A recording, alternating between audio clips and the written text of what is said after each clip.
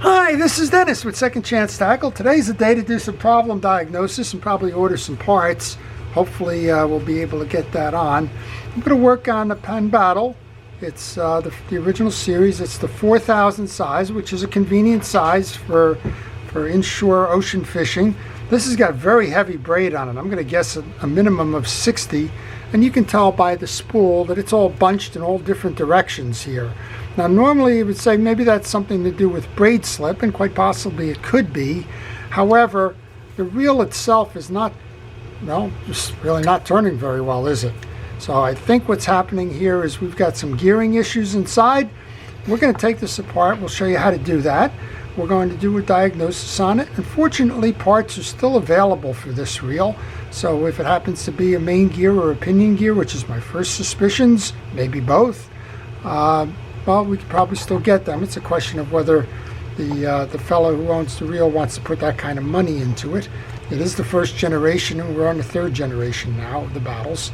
And economically, it may just not make sense. So they're still selling, the reel itself is still selling in the $100 range. This one was probably about $60 or $70 back then. And they've had a good reputation. They take a beating. This one seems to have taken a beating. It's got kind of scarred paint and the like on the outside of it. And here's the difference between the Battle and the Fierce Pursuit line. You have one extra bearing up top here on the spool, where the Fierce and the Pursuits do not. So let's try and take the main gear, take the handle off, and that's problematic because, well, the gear is stripped. All right, we're going to go the other way then. We'll try and take the case off. We'll do that by removing the bump guard first. This may or may not come out in a piece. We're going to find out.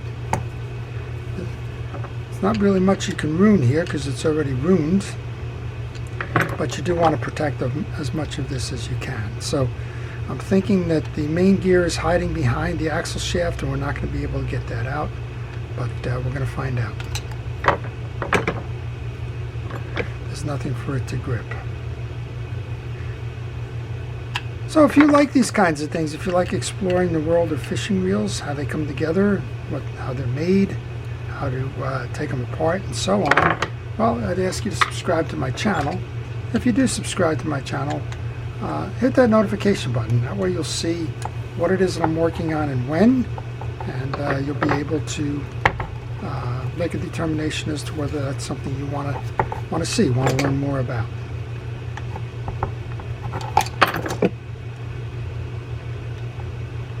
You need a variety of tools on your bench. There's a couple of different size screws in this reel, a couple of different size threads. For example, these two case screws here, you can take out with either a flat-bladed screwdriver or a Phillips head, but the one under the bump guard is solely a smaller Phillips head. So this reel has been through a lot. I can feel it. There's all kinds of salt that's clogged up in the holes, the thread holes here. And I'm just not sure what we're going to be able to do, if we're going to be able to do anything. This gear is clearly stripped. It's not gripping. Normally you would remove the handle in order to get the side plate off. Most of the time the main gear is going to hang up on the axle shaft coming through. So we'll see if we can pull it out. Maybe we can't, and we'll have to think of an alternate plan. I have an alternate plan in mind, but let's wait a moment to see if we just can't get it out this way. Boy, they're all so tight. So maybe you've had a reel that's failing, or maybe you have a reel that needs to be repaired.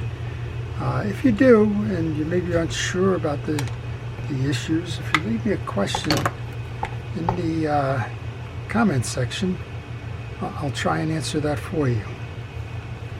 So, just as I thought, we're not going to be able to clear the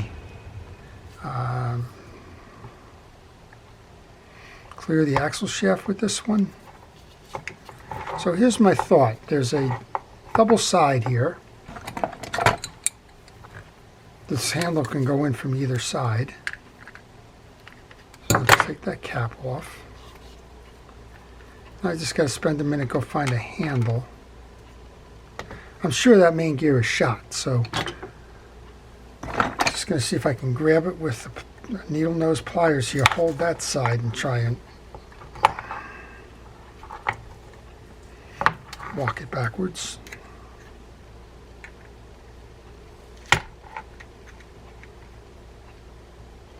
The other way to do this, if I can find another handle, is for the to screw the other handle in and see if we can't walk it off that way. I think that's what we're going to do. I'll be right back. Okay, well, I found a handle. I'm going to put it in the other side, and then we're going to try and break this one. Jeez. There we go. We're able to remove the handle now. Now I can get the side plate off. It's good to have a friendly extra handle around. Now I'm stuck in the other side of the gear. Isn't that funny? Well, we know the main gear is shot. Yeah. So we'll get back to get that one. I'm going to grab the main gear with a pliers here, so I can walk the other handle out. This main gear has 0 teeth on it. Isn't that interesting?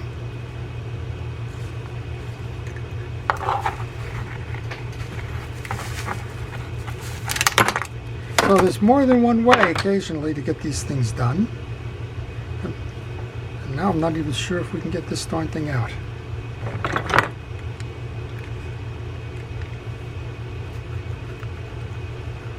So this makes you wonder how these things fail. And I'm going to try and do this. We can't get the main gear out because we don't have the axle shaft out. But this has just been completely beat up, and I don't know if it's worth it. We're going to find out. I think at this point we need, at a minimum, the main gear and the oscillation gear. This axle feels like it's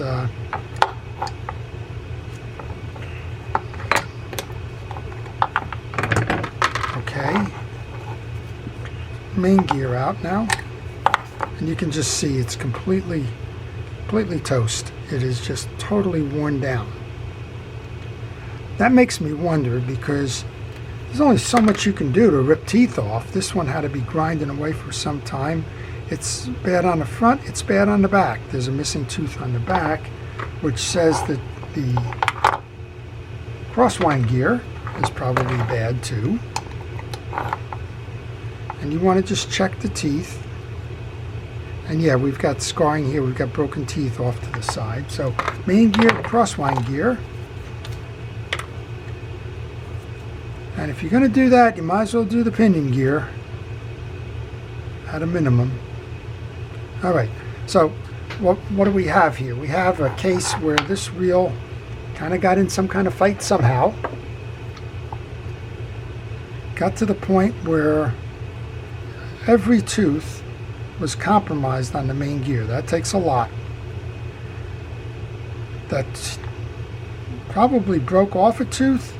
The tooth got wedged into the back gear, which drives the oscillation gear. That one got banged up. And what you're left with is the need to replace all of the gearing in this reel. So I'm going to go online. I'm going to take a look, see what the parts cost for this. And I think, you know, there's going to be a decision that's going to have to be made here by the owner. You have to decide whether he wants to go ahead and put the money into this one to rebuild it, or whether he just wants to put that as a down payment to a newer reel. All right, those two come off. We'll pull this off. This is how you take the battle off, of course, if you're wondering about how do you do all of that. And what I'm really doing here is I'm trying to get to the point where I can remove the pinion gear to do a closer examination of that one. So this is held on by a collar with 3 screws on it. And this is a good place to tell you if you're doing something like this, take pictures. I mean, I'm kind of doing it haphazardly here because I know the reel. But if you don't know the reel, if you're working on it, if you're tuning it up, and maybe you just, not maybe, but if you are tuning it up, you're going to want to remove this pinion gear here. Well, you got to pay attention to it in terms of what pieces are where. I've seen a lot of these come into my shop because somebody will tell me that the reel's not performing properly, and when I go and do the work and opening it up, I find out that they've reversed the collar on the bearing, and that's easy enough to do. I'll show you that in a moment. So if you have a question on this reel or any reel in particular, and maybe you want to know more about them, or maybe there's just a problem with them, leave it in the comment section. I'll try and answer it for you. All right, with that out, you should be able to pull this up. You've got the top bearing, and this is what I mean by reversing it. You'll see that there's two different sides on that top bearing. A lot of times somebody will put this one up that way, and then you're going to have a drag on the rotor. It only goes on the downside. This is your instant anti-reverse and collar, followed by your next bearing. And then this is what we really wanted to find out. We wanted to find out, in addition to the main gear and the oscillation gear, do we need to have a pinion gear? And quite honestly, with the price of the other two, crosswind gears are relatively cheap, a couple of dollars. Main gears are usually around $10.